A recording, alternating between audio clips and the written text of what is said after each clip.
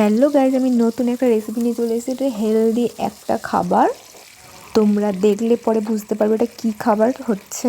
তো প্রথমে আমি এইগুলোকে একটু হালকা করে ফ্রাই করেছি, পেঁয়াজ আর ক্যাপসিকাম। তারপর আমি একটা ভাজা মশলা তৈরি করে রেখেছিলাম।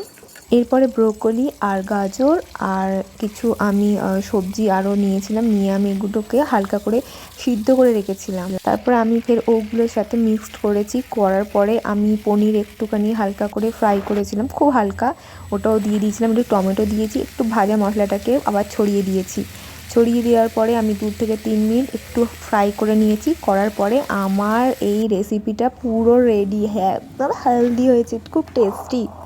আমার তো খুব ভালো লেগেছে, টেস্ট লেগেছে। তারপরে তো তোমরা বানিয়ে খেতে পারো। তারপর আমার একটু গাছের জল দেওয়ার ছিল, জল দিয়ে দিলাম। চলো আমি নেক্সট ভিডিওতে তোমাদের সাথে আবার দেখা হবে। আমি তো খুব এনজয় করেছি, ভালো লেগেছে, টেস্ট লেগেছে। তোমরা বানিয়ে খেতে পারো এরকম হেলদি একটা সুন্দর ফুড।